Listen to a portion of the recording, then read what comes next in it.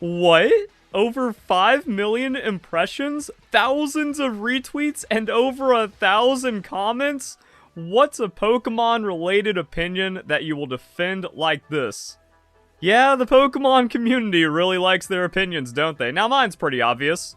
Cheating is wrong. And I've defended it like this my entire career, to my detriment, to my massive detriment. And while it isn't an opinion, Wolfie is a cheater and should be banned for all of his cheating. That's just a proven fact. So I wanted to go and react to this. If you enjoyed, don't forget to leave a like, share with your friends, comment your thoughts down below. Will we find just the worst takes ever in Pokemon? Emboar is the coolest out of the firefighting starter trio. Now I'm confused. Because is he trying to say Emboar's the best out of Gen 5? But no, he's talking about like the firefighting Pokemon. And that's like its own different thing. And it's also weird because everyone memes about firefighting, but there's only a trio of firefighting Pokemon with Blaziken, Emboar, and then Infernape. Now, we did get them in like consecutive generations, so it kind of became a meme. But I think Blaziken, yeah, is overrated. It's all leg. And then I don't like monkeys, so I guess Emboar wins by default. And for like that is a mild take to get overly like defensive with. It's like, yeah, I will defend this with everything, when I think most people just be like, fine, I guess. Get up, yeah, here we go. And here's another thing that I don't understand about like the entitlement and just like strange terminal online-ness of the Pokemon community. They say something that is the popular opinion and then play victim like they're saying something super controversial, and they get offended when anyone like tries to be critical of their take. Games should have stayed 2.5D. 3D maps are buggy catastrophes, and then they just lie or say nonsense. 3D Pokemon designs have no personality. That's also wrong. Like, the moves in 3D are amazing, and have you not seen... Like, yeah, it's mostly, like, the moves that give more personality, but I think that's also fair for 3D, where you look at something like Snipe Shot, or Pyro Ball, or even just Shadow Ball being used by anything. It's like, wow, some of these moves are incredible. And, like, 3D is fine. Now, some Pokemon did get completely gutted, like... Tyranitar isn't the worst. If you want to give a good example, you gotta put Typhlosion. But Typhlosion is like the super mega outlier. And while pixel art and sprite art is a really good aesthetic, I think Pokemon's done just fine 3D. And like every 3D game is, like, it gives you so much more possibility with exploration, how the game is delivered as well. Like the wild area for Pokemon Sword and Shield, that's amazing. And then saying 2.5D is a cheaty cop-out, because Pokemon X and Y has like 2.5D navigation, even though it is made in 3D. And even like Omega Ruby and Alpha Sapphire, that does feel kind of closer to the original games than like pure 3D. And you still play mostly like just top-down in the route, running around looking for Pokemon. And you can get a good, solid open world through that. But I think just like when you look at the Pokemon Sword and Shield DLC, yeah, that's just amazing. And there was no problem with Pokemon Scarlet and Violet except for 2015 hardware with the Nintendo Switch that was underpowered when it released. So now we can see, like, with the Nintendo Switch 2, after we move on from Pokemon Legends, like, alright, how does Gen 10 deliver? That is going to be the definitive, here's how Game Freak handles, like, true Pokemon exploration in 3D. And virtually every 3D game has clipping and out-of-bounds issues because it comes with the objective complexity of moving to 3D, but you also get a lot more gameplay mechanics and features.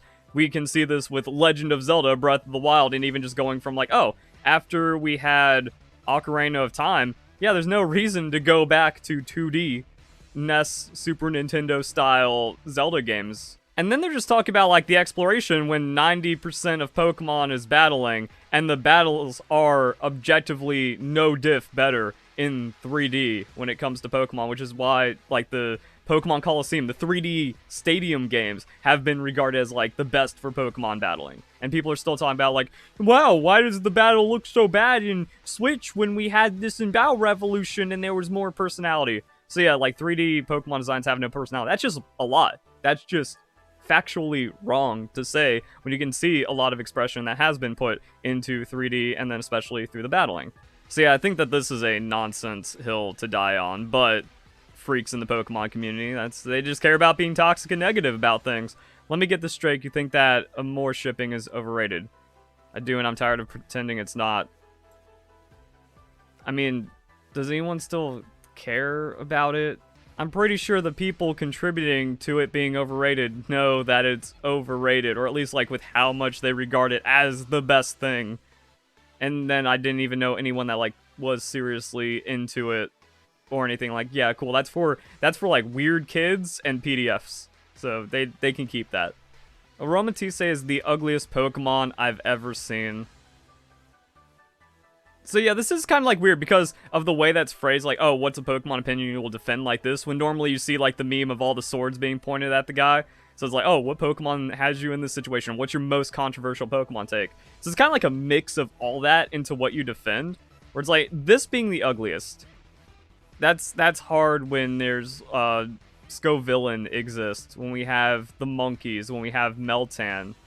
So, like, sure, you can dislike it, and it's not wrong to be against Aromatisse just kind of being like a completely forgotten whatever ugly Pokemon. But I think that's a little going a little far. Hoenn region for the games Ruby, Sapphire, and Emerald.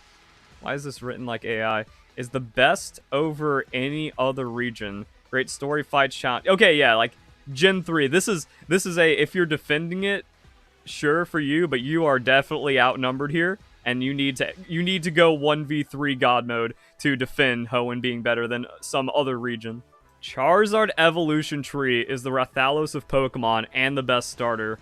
I can respect this opinion. The Charizard hate is definitely way too far. People are like, I don't even know what there is to be upset about. It's like, oh, Charizard is everywhere and gets a lot of attention. It's like, yeah, it's actually objectively one of the most favorite Pokemon in the franchise and one of the better designs when it just like, when you go back to throughout the history of Pokemon. It's like Charizard set up Pokemon to be what it is. Kin Sugimori design at its peak at like, hey, here is fire-breathing dragon in our world. Every other Pokemon design is now based off of Charizard in how it's supposed to like feel for its representation inside the world, and it's not a problem that Charizard gets things. It's the secondary mascot behind Pikachu and Eevee, and it's not even a bad choice for that. Why are people upset?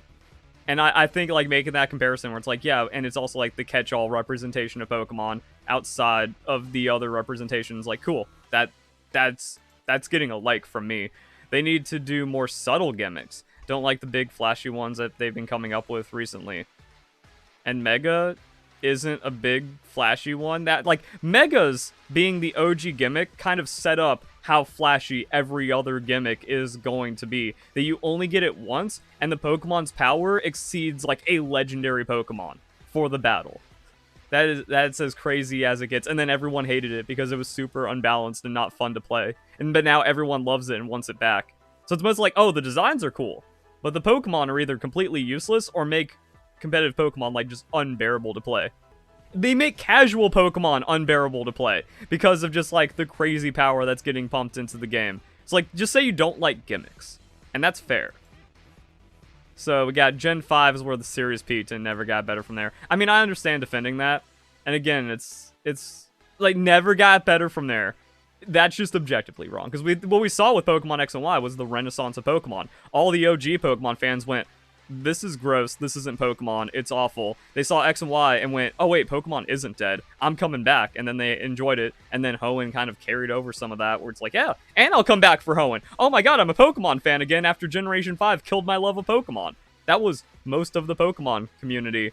But when it comes, like, it's one of those things where it's the most popular opinion that Gen 5 best gen, but it's also like the vocal minority opinion at the same time. And the reason why I call these kids Gen Whiners is they come in as the new heads of Pokemon, and then they strawman and attack the actual real fans that were already established. And then the Gen 5 fans play victim. Like, oh, no one likes our thing, even though that's the only thing everyone says online because they're terminally online. Game Freak can do better. Not on the Nintendo Switch. The rest of it's not even worth my attention. Articuno is the strongest, most important Pokemon in the original game outside of Mewtwo. Defend. Lance Killer. One-shots every Pokemon he has except for Gyarados. Seemingly strong Aerodactyl is killed in one hit by Blizzard. Rival has a Pidgeot. If you want Squirtle, Venusaur is also a one-shot. It's the cheat code. He actually made the case. Every green-haired human in the Pokemon setting has a Gardevoir Gallade ancestry. He's not wrong. And I don't like that. I don't like that. One on the left is a far better looking card. Now, the thing is, like, Lugia Pokemon cards, probably the best. That's comment down below which Pokemon has, like, better overall card art. Or which Pokemon has the best overall card art. Because, yeah, Lugia's cards are freaking intense and awesome. But also, this is the same card. So, you want... I guess this is, like, the rare full art version or something. So that's got the star 186. So yeah, this is the regular one, and then this is the secret rare. So you expect like the secret rare to be cooler, but the problem is the base one is already so cool. And that really captures the essence of like powerful Lugia V or whatever. Or when you're trying to have like some kind of EX feeling representation. This one's interesting because like it might just be the pose initially where like that's like a more intense pose, and this has like, this is good. This is very good art, but it just kind of feels off and weird. We're just like, oh, Lugia comes out and then just like 180s its neck to look at some dude. There's nothing to defend here. Does someone disagree? I can't even see the comment under it. Like, why would anyone disagree that, like, yeah, this is... Oh, wait, far, though, with 3 Rs? I would say better, but not far better. Golurk is Spooky Gundam. Alright, now we're just making observations instead of, like, hot take opinions that you need to defend with your life. Pokemon should go back to pixel art like Octopath Traveler? No. No, not... Especially not like that. The 3DS games are better than the Switch games? No. Not even close. Pokemon Let's Go, Pokemon Sword and Shield destroy the 3DS era. And, like, 3DS era is very weird to unwind. Because, like, Omega Ruby Alpha Sapphire, best 3DS game. But Pokemon Sun and Moon were definitely, like, overhated. And now they're getting a lot more respect. But that's also because Game Freak deliberately withheld features from Sun and Moon to train newer Game Freak staff to put it into Ultra Sun and Ultra Moon. Like, Ultra Sun and Ultra Moon, as the definitive Sun and Moon, like, Generation 7 version, is a really good game. It's like Sun and Moon walked so Ultra Sun, Ultra Moon can run, but running back Alola immediately, like, within a year for mostly the same experience just also made it, like, dampened how cool Ultra Sun, Ultra Moon is. So if you went like Oras, skipped Sun and Moon, and went to Ultra Sun, Ultra Moon, you probably had a great time. But by then, no one in the Pokemon community was playing Pokemon at all, and they skipped Ultra Sun, Ultra Moon, so you were kind of all alone with your great experience. It's kind of like how I skipped every Souls game. Well, I didn't skip. I just never cared about Souls, but then Elden Ring was really interesting to me, so I played it. So if Elden Ring was your first Souls game, you got like one of the most peak incredible experiences in gaming. And it's such a unique experience that there's like no way to even get close to it if you've previously played a Souls game. I want Evolutions to have full set. We're still missing a couple. We're missing more than a couple. But this isn't like an opinion that needs to be defended. A number of Pokemon spin-offs during Game Boy, GameCube, Wii, DS were significantly better than mainline games. Don't have the same quality of spin-offs post 3DS, Wii U. I mean, that is true, but we've also kind of seen, like, just not really caring about spin-offs as much since they did overperform. Like, yeah, everyone wants to see Pokemon Ranger back. Pokemon Conquest, like, I hear people love that game. I get told to play it regularly, but I never found it interesting. So, like, the spin-off games were not interesting to most of the Pokemon community. Poor performance makes them harder to justify. And while good, it's like, yeah, but Heart Gold, Soul Silver still better than all of them. Except for Battle Revolution. And that's mostly because of what Battle Revolution meant at the time. We had the first online random matchmaking, and it was like the dedicated competitive Pokemon game. So you train everything up, and then you can put it into the big Wii game, and everything looked flashy and amazing. So like at that, it's like, oh, this is like the future of Pokemon. It was too far ahead of its time, unfortunately. And competitive Pokemon didn't actually exist, so people didn't like Battle Revolution. They didn't understand that's what it's for. It wasn't for the weird story and campaign, and then you just kind of do whatever. It was, oh, you train in the base games, in the main series games, and then you use that just for battling. So $40 battling simulator that you still had to train your Pokemon on, it's still peak. I don't care. Peak for the time, ahead of its time. Ditto signature face when transforming is due to an imperfect transformation. You know, people act like it's always supposed to look like that. Well, that's because it ends up always looking like that. and that it just became meme. So I don't know what you're trying to say here. The Dunsparce is great. Machamp is the absolute best Pokemon of them all, and it should be the next one to join Super Smash Bros. How it isn't in Smash Bros is kind of wacky. I wouldn't say best of them all. I've never been like, yeah, Machamp, that's like GOAT Pokemon. But I've never been offended by Machamp. Machamp exists, and it does its thing. All starters can be picked in all games. A starter being bad with moves or stats isn't an argument when we're talking about Pokemon of all games. If you can't pick Chikorita because it would be too difficult for you, you have other issues that a stronger starter can't fix. I finally found the post to bring this one out on. Oh, this is all just the wrong, weak take. It's not, no, people don't pick Chikorita because it makes the game too difficult. It's because it's just a not interesting Pokemon. Also, this falls apart. You couldn't say Bulbasaur because Bulbasaur is the easy mode, even though no one liked Bulbasaur growing up, and now everyone likes Bulbasaur because that's just the reversal and flip we've seen in society, where everyone has to be special and different and contrary, and then I'm the one in the wrong for never being contrarian. I don't get it. Anime from beginning till Diamond is awful. First good season. Oh, absolutely not. Bro, Indigo League is great. Indigo League always holds up. Same thing into Orange Islands. Johto's hit or miss. Johto's when there's like a lot of problems of like, oh yeah, we just meet like filler. Johto is just giga way too much filler and friendliness and not enough like hard, cool episodes. And I think Sinnoh starts strong, but it kind of becomes the same thing. And then, yeah, Max ruined Ruby Sapphire era. X and Y were good games. This is not something that needs to be defended. I think what happened was, this is one of those things where we saw the Gen Whiners just, like, attack the new, better game. In that see, the Gen Whiners became, like, Squidward looking outside at SpongeBob and Patrick. It's weird that I've made this comparison twice in the same week. That's really what it is. And then everyone, like, all the real Pokemon fans are like, oh, man, this is, like, real Pokemon. I love it. This is kind of the coolest thing ever. Look, I can customize my trainer, and now my favorite Pokemon gets a Mega Evolution. This is, like, the coolest game. And then it just got hate from, like, the vocal minority brats and toxicity in the Pokemon community. That was actually, it might have been a shock. Because toxicity wasn't that bad. It was still pretty bad. But it wasn't as bad as it is now. And that was before, like, people understood, like, terminally online culture and all this social media negativity that was starting to bubble up. So when, like, you were exposed, like, I'm just trying to like the new Pokemon game. Why are these people so hateful about it? It felt a lot worse. But, like, no, X and Y were good games. I don't, yeah, anyone that was, like, trying to say anything different at the time or since is just so wrong. They're not worth entertaining or humoring in any capacity. Legendary Beasts or Evolutions resurrected by Ho-Oh. I mean, that's just the theory. You don't gotta defend that one. Everything went bad after Yellow. You're wrong. There's too many Pokemon. Reset and only go back to the original 151. You're wrong. I'm defending Typhlosion to my dying breath.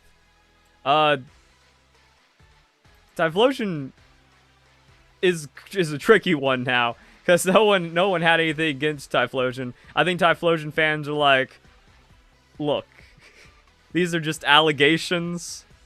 My man would never. These are slanderous rumors about my boy. Look, it was just the times back then. It's like you gotta like Typhlosion needs the defense squad. But I don't think anyone could like hard turn on Typhlosion because he's just so cool. And then we got EXP share. Wait, EXP share.